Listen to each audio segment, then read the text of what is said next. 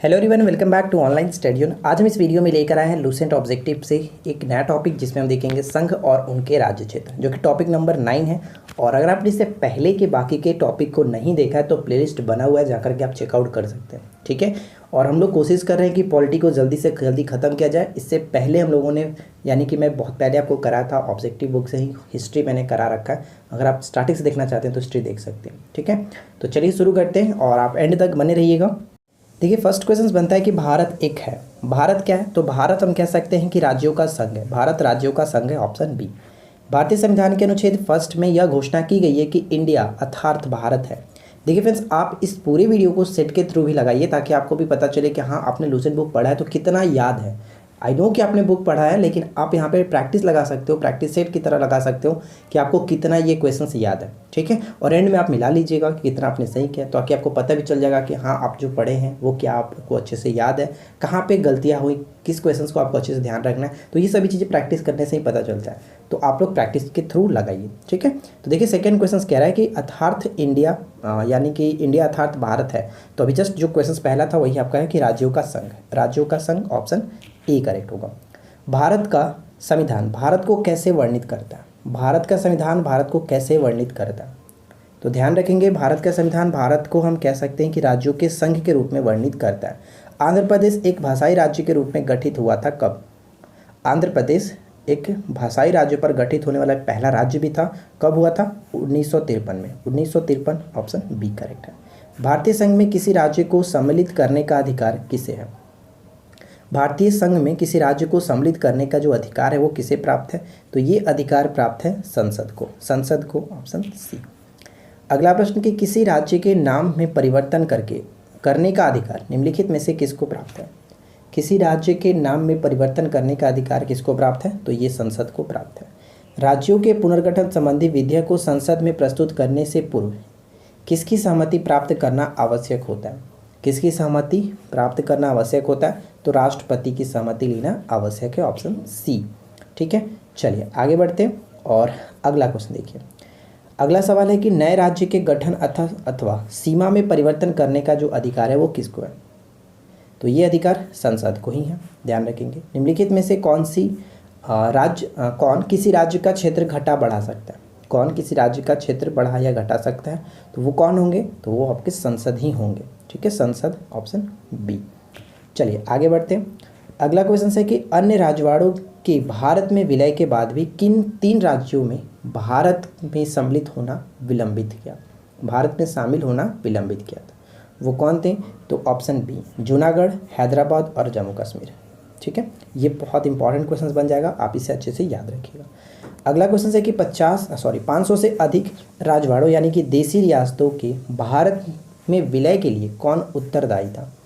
कौन उत्तरदायी था? तो ऑप्शन सी, सरदार वल्लभ भाई पटेल। सरदार वल्लभ भाई पटेल, ऑप्शन सी। ये अच्छा प्रश्न है, ध्यान रखेंगे। निम्नलिखित जोड़ों में से किसने देसी रियासतों को भारतीय संघ का अंग बनाने में सबसे महत्वपूर्ण भूमिका अदा की थी? ये भी एकदम वही प्रश्न है। तो यहाँ पे हमारा प्रश्न का राइट आंसर बन जाएगा ऑप्शन बी, सरदार पटेल और बीपी मेनन। सरदार पटेल और बीपी मेनन, ऑप्शन बी। मूल संविधान में राज्यों को कितने वर्गों में रखा गया था? मूल संविधान में राज्यों को कितने वर्गों में रखा गया था? तो यहाँ पे 4 वर्गों में रखा गया था, ऑप्शन डी। भारतीय संघ में वर्तमान में कितने राज्य हैं? वर्तमान में कितने राज्य हैं? वर्तमान में 28 राज्य हैं। 28 राज्य हैं, ऑप्शन डी। चलिए अगला क्वेश्चन है कि संविधान के प्रवर्तन के समय राज्यों को 4 श्रेणियों अ, ब, स, द में बांटा गया था। इन श्रेणियों को किस वर्ष समाप्त किया गया? इस श्रेणियों को किस वर्ष समाप्त किया गया? 1956 में समाप्त किया गया। भाषा के आधार पर राज्यों का पुनर्गठन किस वर्ष में किया गया था? भाषाई आधार पर राज्यों का पुनर्गठन 1956 में किया गया। प्रथम भाषाई राज्य किसे बनाया गया था? तो आंध्र प्रदेश प्रथम भाषाई राज्य बना था, ऑप्शन सी। अगला क्वेश्चन है कि सर्वप्रथम भाषा के आधार पर आंध्र प्रदेश राज्यों का पुनर्गठन 1953 में हुआ था। इसके पूर्व वहाँ एक आंदोलन हुआ था। इस आंदोलन में किसकी मृत्यु हो गई थी? किसकी मृत्यु हो गई थी? तो पोती सिरामल्लू। ठीक है, सिरामल्लू यहाँ पे करेक्ट होगा, ऑप्शन हम सी को टिक करेंगे। अगला क्वेश्चन, मूल संविधान में राज्यों को 4 अलग अलग प्रवर्गों को समाप्त करने के लिए किसकी अध्यक्षता में राज्य पुनर्गठन आयोग का गठन किया गया था? तो यहाँ पे करेक्ट होगा फजल अली। फजल अली, ऑप्शन ए करेक्ट है, फजल अली। राज्य पुनर्गठन आयोग जो है इसका गठन किस वर्ष किया गया? राज्य पुनर्गठन आयोग का गठन किस वर्ष किया गया था? तो इसका गठन हुआ था 1953 में। 1953 में भाषागत आधार पर राज्यों के पुनर्गठन के लिए भारत सरकार ने दिसंबर 1953 में राज्य पुनर्गठन आयोग की नियुक्ति की थी, जिसकी रिपोर्ट के आधार पर 1956 में राज्य पुनर्गठन अधिनियम संसद ने पारित किया था। इस आयोग के अध्यक्ष कौन थे? इस आयोग के अध्यक्ष थे justice Fazal Ali. Justice Fazal Ali, option A. राज्य पुनर्गठन अधिनियम कब पारित हुआ था? राज्य पुनर्गठन अधिनियम कब पारित हुआ था? तो इसका संबंध हो जाएगा 1956, जुलाई 1956। 1956 में राज्यों के पुनर्गठन करने से क्या हुआ? राज्यों के पुनर्गठन करने से क्या हुआ? तो हम कह सकते हैं कि 14 राज्य और 6 राज्य संघ क्षेत्र बने थे, यानी सी यहाँ पे करेक्ट आंसर बनता है। ठीक है, सी करेक्ट होगा। अगला क्वेश्चन कि वर्तमान में भारतीय संघ में राज्यों और केंद्र शासित प्रदेशों की संख्या कितनी है? तो ये 28 और 8 है। 28 और 8 यहाँ पे सी को टिक करेंगे। ठीक है, भारत में इस समय शामिल है। भारत में इस समय 28 और 8 यहाँ पे केंद्र शासित प्रदेश शामिल है। चलिए अगला क्वेश्चन देखिए। नेक्स्ट क्वेश्चन भी आपका सेम टू सेम उसी तरह से है, तो आगे बढ़ते हैं। निम्नलिखित में से क्या संघ राज्य क्षेत्र नहीं है? संघ राज्य क्षेत्र नहीं है। तो नागालैंड एक राज्य है, ना कि संघ राज्य क्षेत्र, ऑप्शन डी। निम्नलिखित में से कौन सा एक केंद्र शासित प्रदेश नहीं है? तो केंद्र शासित प्रदेश यहाँ पे हम कह सकते हैं त्रिपुरा नहीं है। निम्नलिखित में से कौन केंद्र शासित प्रदेश नहीं है? तो केंद्र शासित प्रदेश मिजोरम नहीं है। चलिए आगे बढ़ते हैं। अगला क्वेश्चन कि कराईकल, माहे और यानाम सहित पांडुचेरी की फ्रांसीसी बस्ती को फ्रांसीसी सरकार ने किस वर्ष भारत को अर्पित कर दिया था? तो ये भारत को कब किया गया था? तो ऑप्शन बी में 1954। देखिए अगला क्वेश्चन है कि पुडुचेरी को किस वर्ष भारतीय संघ में सम्मिलित किया गया था? किस वर्ष सम्मिलित किया गया था? तो ऑप्शन हम यहाँ पे सी को टिक करेंगे, 1962। 1962 यहाँ पे राइट आंसर बन जाता है। अगला क्वेश्चन देखते हैं। नेक्स्ट वन है कि किस वर्ष गोवा सहित अन्य पुर्तगाली बस्तियों को भारतीय संघ का राज्य क्षेत्र बनाया गया था? संघ का राज्य क्षेत्र बनाया गया 1961। गोवा मुक्ति दिवस कब मनाया जाता है? कमेंट करके बता सकते हैं। गोवा मुक्ति दिवस, गोवा मुक्ति दिवस प्रत्येक वर्ष मनाया जाता है 19 दिसंबर को। ठीक है, संविधान लागू होने के पश्चात निम्न में से कौन सा भारतीय संघ का एक आरक्षित राज्य था? भारतीय संघ का एक आरक्षित राज्य था, वो है आपका सिक्किम।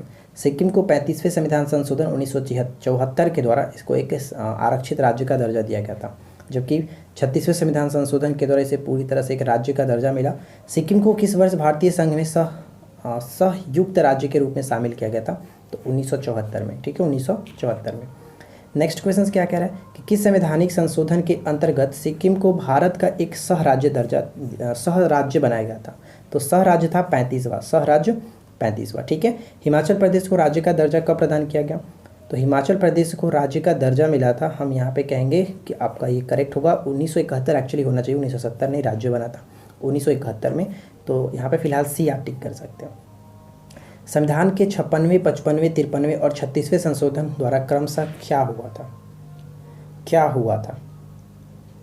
तो ध्यान रखेंगे यहाँ पे करेक्ट होगा ऑप्शन सी, यानी 56वें द्वारा गोवा, 55वें द्वारा अरुणाचल प्रदेश, 53वें द्वारा मिजोरम और 36वें द्वारा सिक्किम को राज्य का दर्जा प्रदान किया गया था। सी बिल्कुल सही है।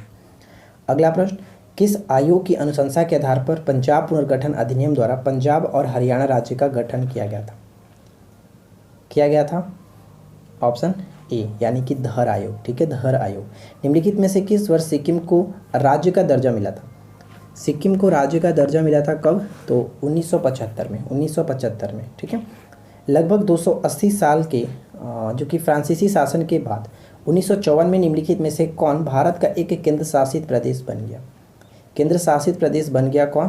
तो यहाँ पे करेक्ट होगा पुडुचेरी। ठीक है, पुडुचेरी। झारखंड राज्य का गठन कब हुआ था? झारखंड राज्य का गठन 15 नवंबर 2000 को हुआ था। 15 नवंबर। पहला अगर हम बात करें 1 नवंबर 2000 को तो छत्तीसगढ़, और 9 नवंबर की बात करें तो 9 नवंबर 2000 को उत्तराखंड का, और यहाँ पे झारखंड का 15 नवंबर 2000 को। तो ये ध्यान रखेंगे, ऑप्शन यहाँ पे सी बिल्कुल सही होगा। सिक्किम भारत का 22वां राज्य कब बना? यानी कि सिक्किम भारत का 22वां राज्य बना किस संशोधन के द्वारा? 36वें संशोधन के द्वारा। 1975 में 36वें संशोधन के द्वारा। उत्तराखंड राज्य के सृजन के समय 11वें वित्त आयोग ने इसे निम्नांकित राज्य का दर्जा दिया था। उत्तराखंड राज्य के सृजन के समय 11वें वित्त आयोग ने इसे निम्नांकित राज्य का दर्जा दिया था। तो करेक्ट होगा विशेष वर्ग का राज्य, विशेष वर्ग का राज्य, ऑप्शन सी।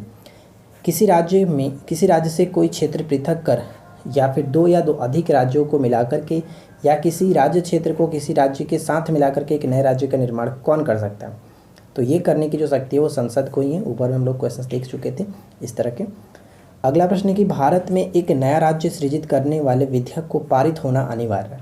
पारित होना अनिवार्य है संसद के साधारण बहुमत द्वारा। संसद के साधारण बहुमत द्वारा, ऑप्शन बी। अगला क्वेश्चन कह रहा है कि निम्नलिखित में से किस केंद्र शासित प्रदेश को आंशिक राज्य का दर्जा दिया गया?